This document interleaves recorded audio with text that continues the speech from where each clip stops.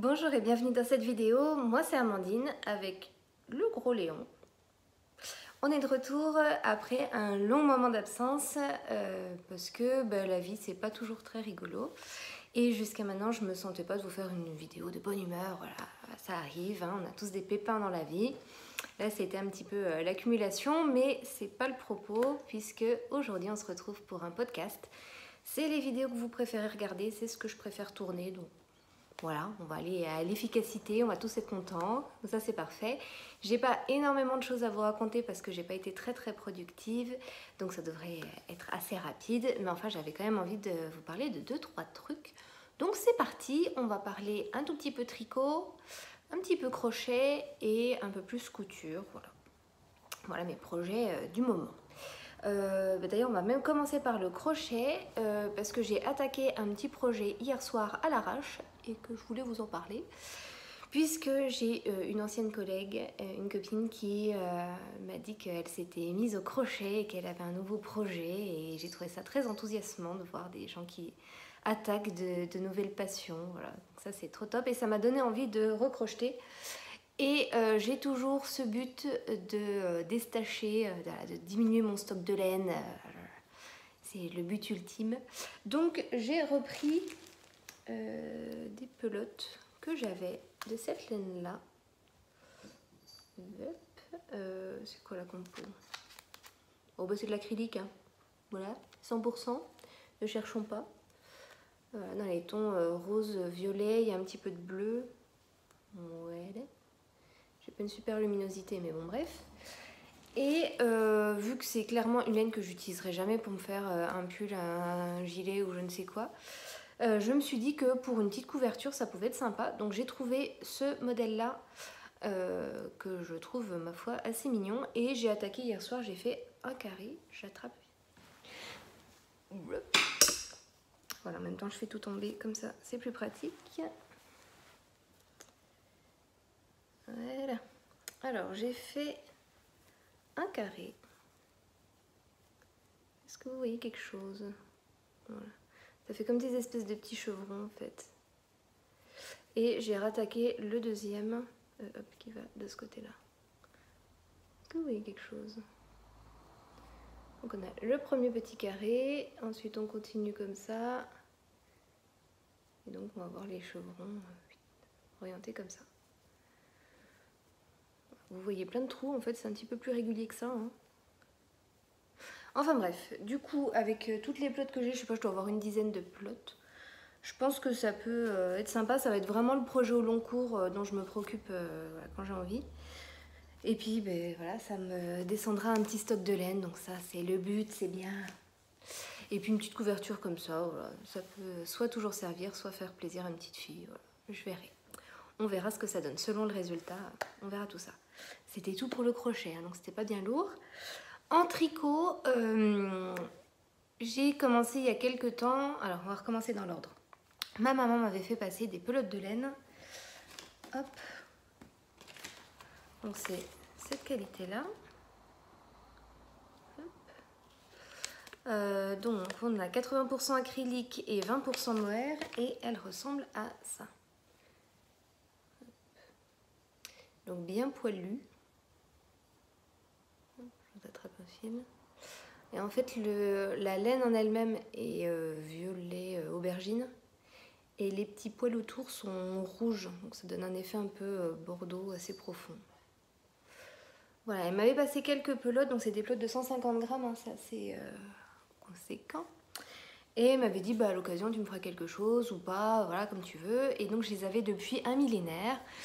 Et ça m'a pris comme ça de vouloir lui faire quelque chose, effectivement, à un moment, qui porte pas de pull, qui porte pas de châle, voilà, ni quoi que ce soit, donc j'étais bien embêtée. Mais quand j'étais enfant, ma maman elle portait un grand gilet doudou voilà, qu'elle mettait à la maison quand elle voulait être un petit peu confortable. Et donc en repensant à ce gilet-là, j'ai cherché un modèle de gros gilet doudou qui puisse lui plaire.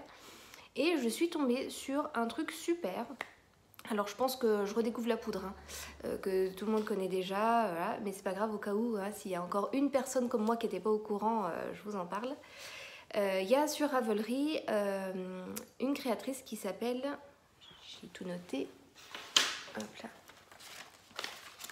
Voilà, cette créatrice, elle s'appelle Tinka Knits et elle a mis à disposition toute une série de patrons gratuits pour avoir en gros les bons basiques qui vont bien. Sachant que c'est pas si basique que ça, en plus c'est assez travaillé, c'est assez sympa. Mais en fait sur le pack, donc ça s'appelle The Simple Collection, il y a 11 patrons, il y a 2 bonnets, 2 pulls, un châle, un gilet, celui que j'ai fait, une paire de mitaines, une couverture, un tour de cou, une paire de chaussettes et une écharpe. Sachant que tous les patrons vont de la taille naissance jusqu'à plein d'XL. Donc forcément, on trouve son bonheur. Tous les modèles sont gratuits, donc déjà si on se tricote tout ça, on a déjà de quoi faire, je pense. Les modèles sont super sympas, les bonnets, il y a voilà, des petits détails mignons, enfin c'est pas hyper basique. Et je pense que c'est des bonnes bases aussi pour faire des variations ensuite, voilà, rajouter des torsades, rajouter un point texturé, pourquoi pas. Donc je vous encourage vraiment à aller voir tout ça. Évidemment, je vous mettrai la liste en barre d'infos. Je vous mettrai le lien. Les explications, elles sont limpides. À chaque fois, il y a des illustrations, il y a des liens pour aller voir des points techniques. Enfin voilà, top. Et du coup, j'ai fait ce gilet-là. Donc c'est le gilet Harvest. Que je trouvais bien mignon. Je me disais que ça pouvait bien se prêter à un petit gilet qui fait plaisir puisqu'il y a un col châle. Voilà, donc il est top down, c'est-à-dire que j'ai commencé par l'encolure. En fait, on monte quelques barres de point mousse, on relève les mailles et après on vient former en demi-lune toute la partie des épaules. On sépare pour les manches et on continue tout debout toute la longueur qu'on veut. Donc j'ai rallongé jusqu'à ce que j'ai la longueur qui me convienne. Je sais plus si en bas il est prévu de faire toute une série de points mousse, mais c'est ce que j'ai fait pour terminer pour le bas. Et du coup, vu que je suis pas bien maline, j'ai les donné à ma maman et j'ai oublié de prendre plein de photos. Donc elle m'a envoyé cette photo. Alors désolé Léon, à ta place, on va mettre une photo du gilet. Voilà, je suis super contente du résultat parce que ça a déroulé tout le bout. Je l'ai fait super vite. J'ai dû le faire en une dizaine de jours, un truc comme ça. Parce qu'en plus, je l'ai attaqué et après ça, ma maman m'a dit « Ah bah tiens, au fait, on va venir te rendre visite d'ici une bonne semaine. » Donc je l'ai fait un peu en marathon pour la voir dès qu'elle viendrait me voir, puisqu'on est à des centaines de kilomètres l'une de l'autre. Donc voilà, il fallait marquer le coup un petit peu. Au final, ça lui va super bien, ça lui plaît. Donc c'est tout ce qui compte. En plus, ce qui m'a fait plaisir, c'est que la période où elle était chez moi, on n'a pas eu le temps de le bloquer. Mais elle m'a dit, non mais c'est pas grave, je regarderai ta petite vidéo, je vais le bloquer. Alors j'ai trouvé ça trop mignon. Voilà, je sais pas si elle a pris le temps de le faire déjà, mais en tout cas, rien que l'intention m'a fait plaisir. Donc je vous rappelle que j'ai une petite vidéo pour bloquer les tricots, je vous le mets dans le petit i. Comme ça, si vous voulez aller voir tout ça, n'hésitez pas. Voilà, concernant ce tricot, voilà, rien d'autre à ajouter. J'étais bien satisfaite, un gilet vite fait.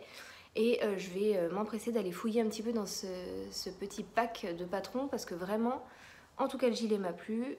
Donc j'imagine encore les ressources insoupçonnées des autres modèles. Ensuite, quand j'ai traversé cette période de joie intense, il me fallait quelque chose à tricoter. C'est-à-dire que voilà, je ne vais pas vous refaire l'article, mais je crois au bienfait des gestes répétitifs pour s'évader un petit peu quand on en a plein la tête.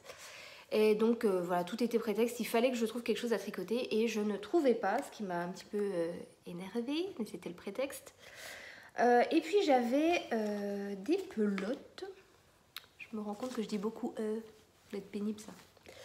J'avais des pelotes de Katia, donc en qualité Vénus et en qualité VIP.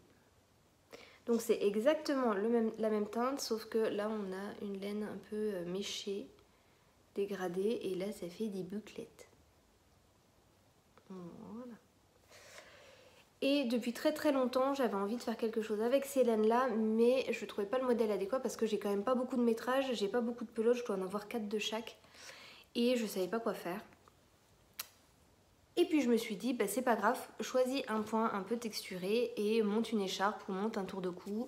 Et puis c'est pas grave, ça te fera tricoter et tout ça. Ce qu'il faut savoir, c'est que je déteste tricoter les écharpes. Franchement, quand j'entends oui en tant que débutant, l'idéal c'est de commencer par une écharpe, je vous le déconseille. Il n'y a rien de plus barbant que de faire des kilomètres de point mousse, des kilomètres de jersey. Voilà, ça c'est... franchement, vous aurez moins de peine à faire un pull avec 12 000 torsades qu'une écharpe. C'est mon avis. Venez me dire que j'ai tort en commentaire, il n'y a pas de souci. Mais alors moi, je déteste ça clairement. Du coup, j'ai choisi effectivement un petit point texturé que je trouve trop mignon. C'est un point en étoile. Alors, je vous sors ça. Tac. Alors, je vous le mets peut-être dans le bon sens. Bon, je ne sais pas s'il y a un sens, mais...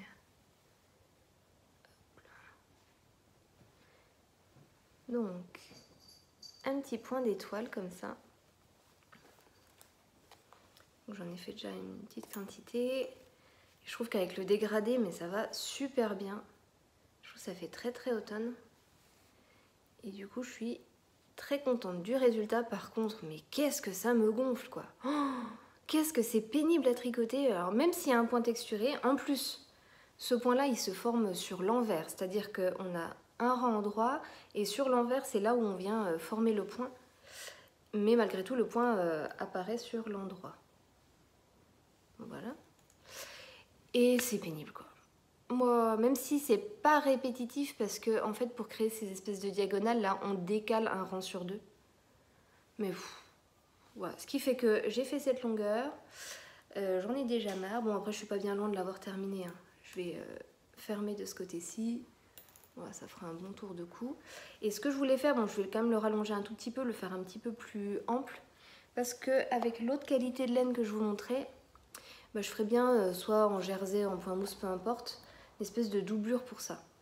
Ce qui fait que même si ça déborde un petit peu sur les côtés, bah, ça fera mignon et puis ça fera tout doux. Et ce sera extrêmement chaud.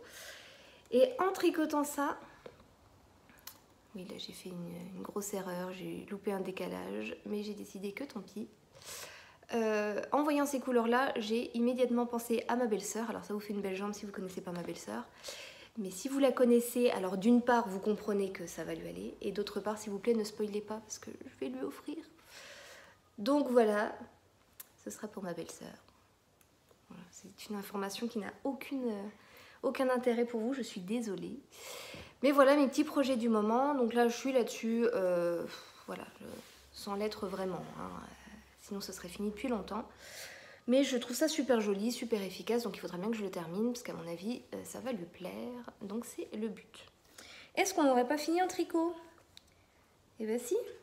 En projet tricot, j'ai toujours dans l'idée de réduire mon stock, d'éliminer tout ce que j'ai à la maison pour repartir à zéro. Et dans ce but-là, je dois avoir de la laine à chaussettes. Et tricoter des chaussettes, ça m'intrigue depuis longtemps, j'aimerais beaucoup m'y mettre.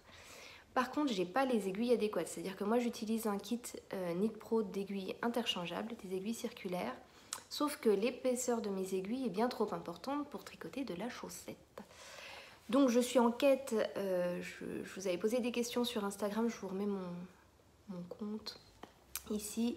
Voilà, savoir un petit peu ce que vous utilisiez. J'ai eu quelques retours, il faut que je me repenche encore là-dessus. Dans l'idéal, j'aimerais bien à nouveau un kit interchangeable d'aiguilles très très fines. J'ai aperçu un kit de Aya Aya, je crois. Je crois que j'ai raison. Mais c'est des charpes.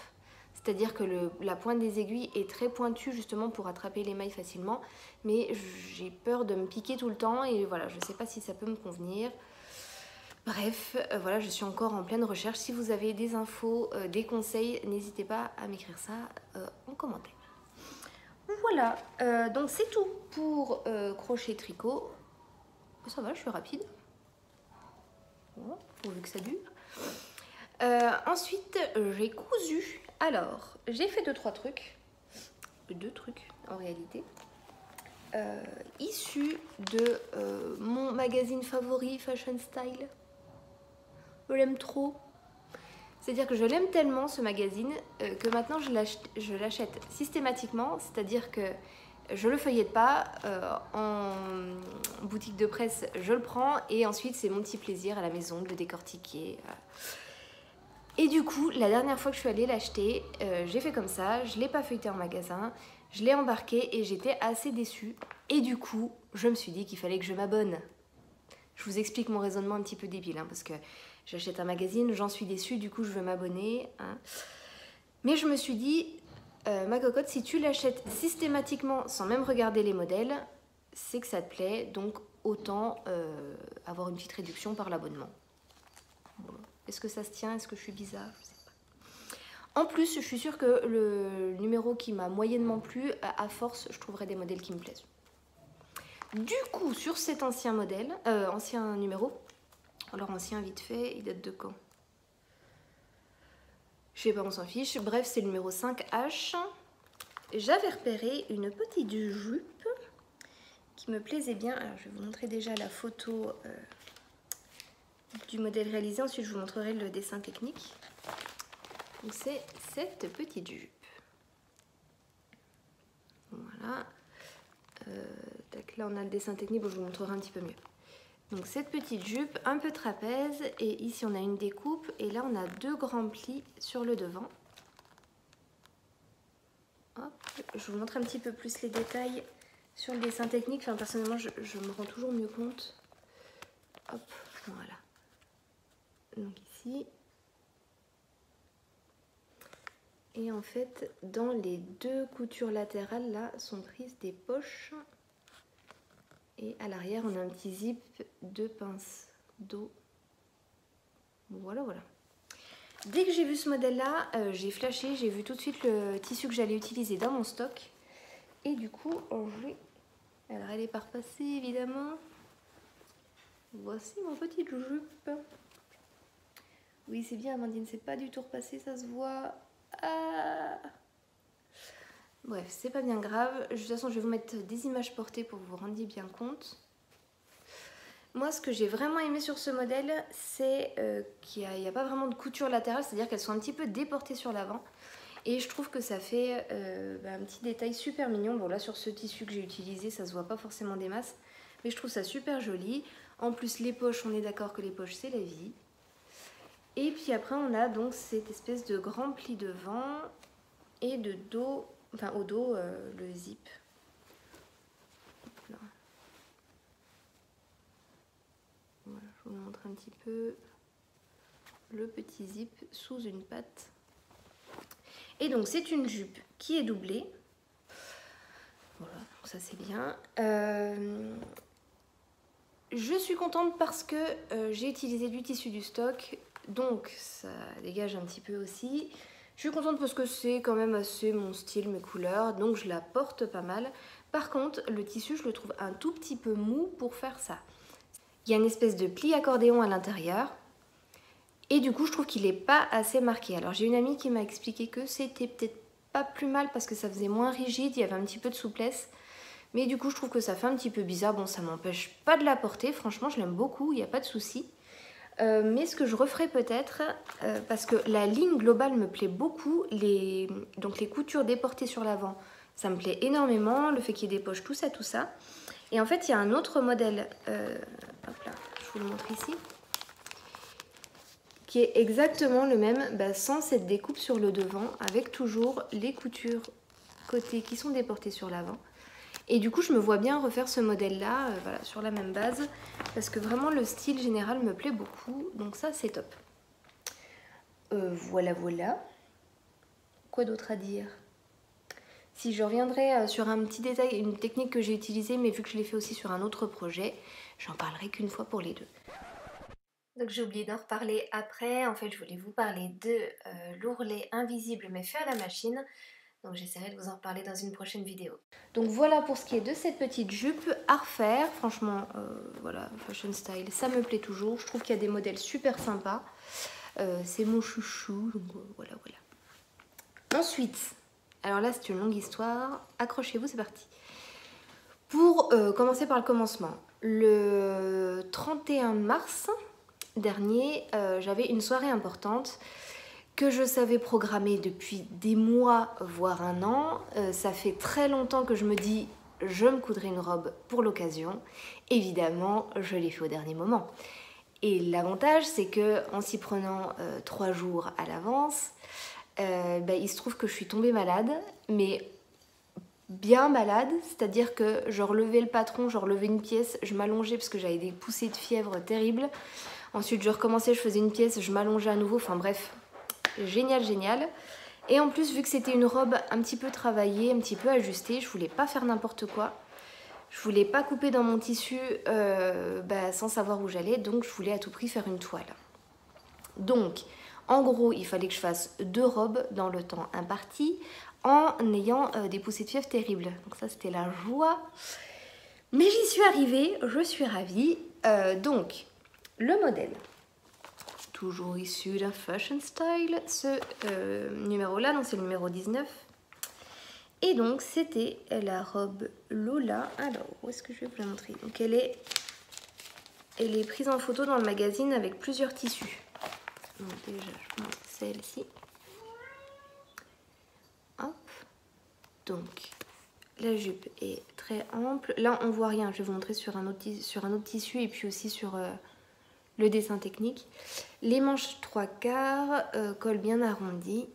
Et puis, la taille bien marquée. En fait, il y a une pièce ici, transversale. Tac. Je vous montre l'autre version.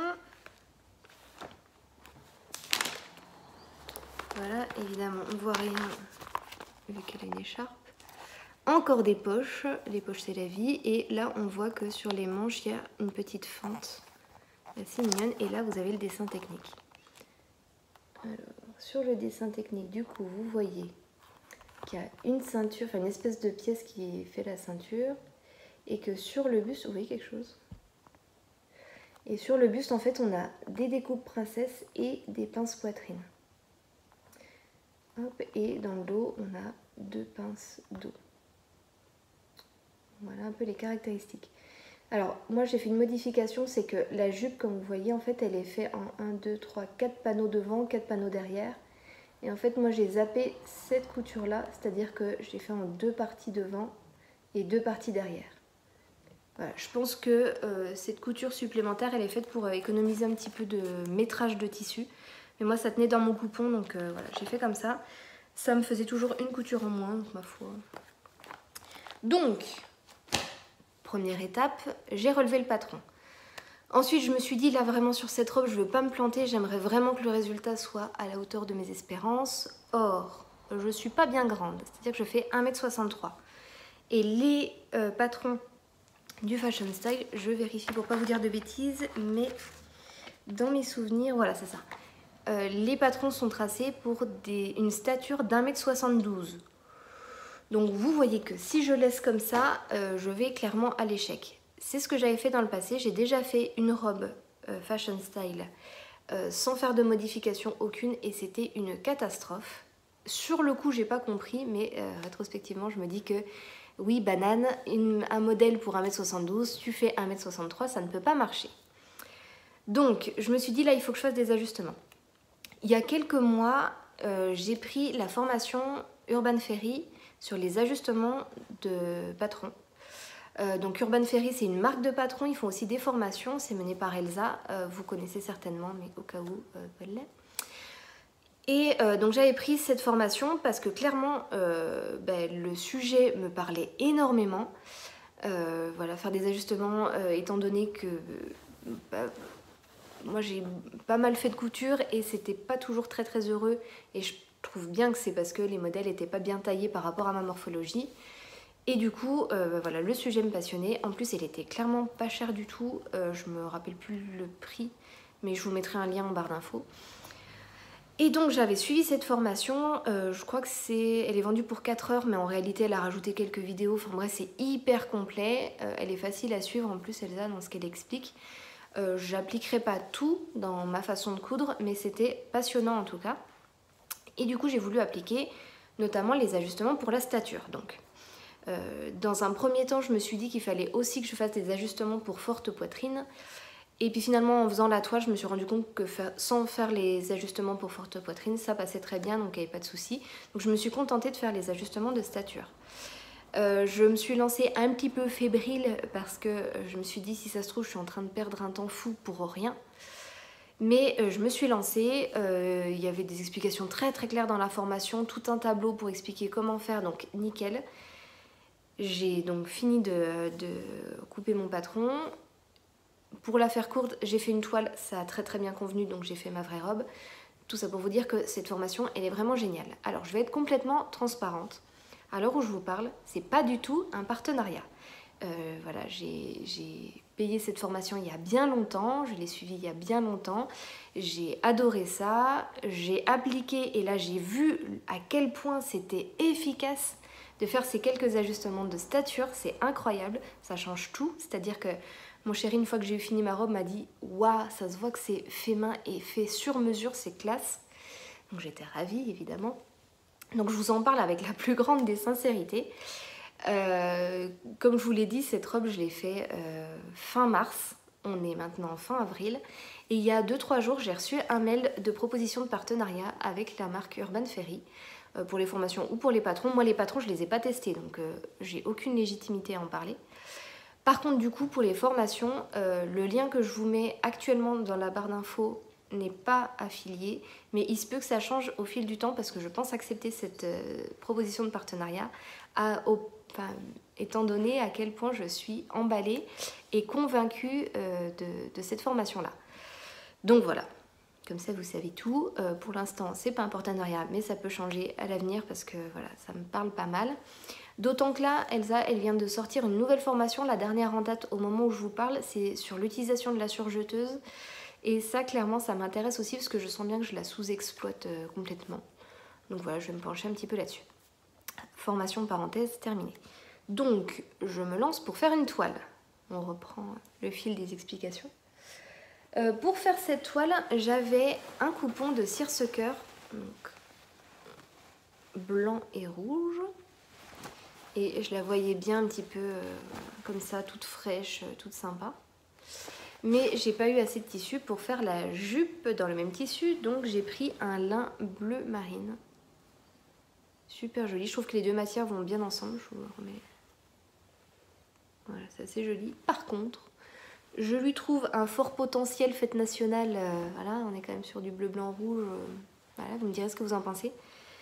Moi, ce que j'ai fait pour aller au plus pressé, c'est que j'ai rien surjeté. J'ai pas soigné les coutures, j'ai monté qu'une seule manche, mais j'ai monté la jupe complètement, le bustier complètement, une manche, et j'ai essayé ça. Évidemment, j'ai pas mis de zip. Et je me suis dit, si ça donne quelque chose, je pourrais toujours tout redémonter, tout refaire proprement. Si ça donne rien, ben au moins j'ai pas passé trop de temps sur les finitions. Donc, hop là, je vous remontre. Placer le bustier, évidemment, c'est par passé.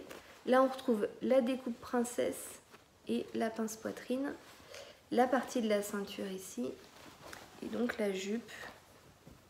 Voilà. Alors sur cette version-là et sur l'autre, j'ai fait l'impasse des poches because pas le temps. Donc voilà. Et donc sur la manche...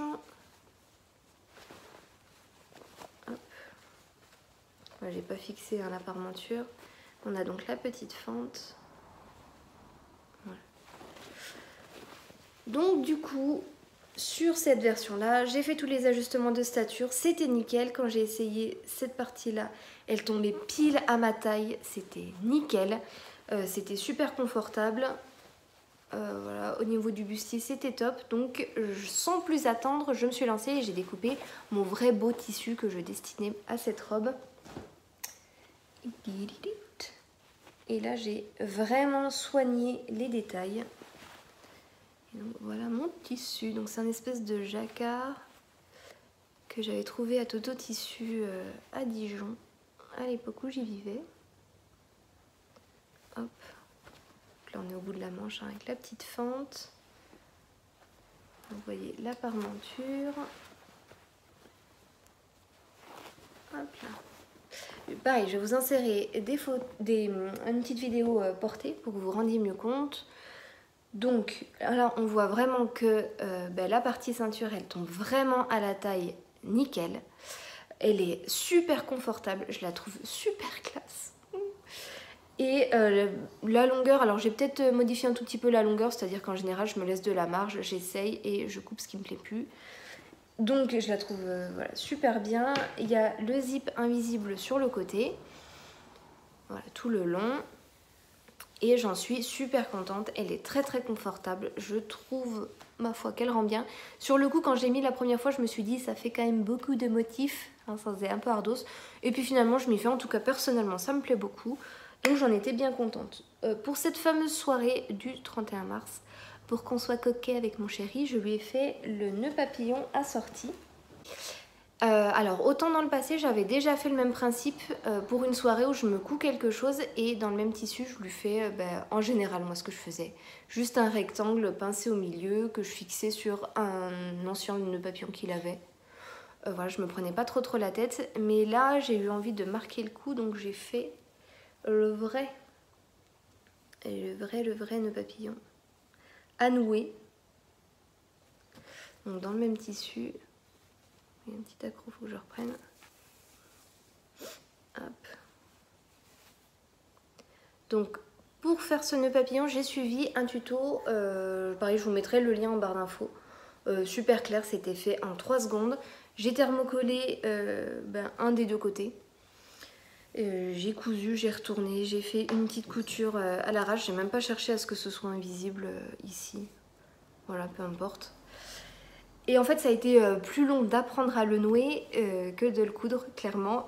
Mon chéri il s'est arraché les cheveux pour apprendre à le nouer, et puis il est tombé sur une méthode nickel. Alors je lui demanderai, si je trouve, je vous mettrai le lien de la vidéo en barre d'infos aussi, parce qu'en fait il m'a dit non mais en fait ils expliquent tous mal, à un moment il y a un gars qui disait qu'il fallait pincer, tirer, enfin bref, si je trouve je vous mets ça en barre d'infos, pas de souci. Mais du coup on était assortis, c'était mignon comme tout, et c'est quand même la classe, un vrai nœud papillon à nouer, je trouve ça quand même super joli. Donc voilà, c'était le petit clin d'œil.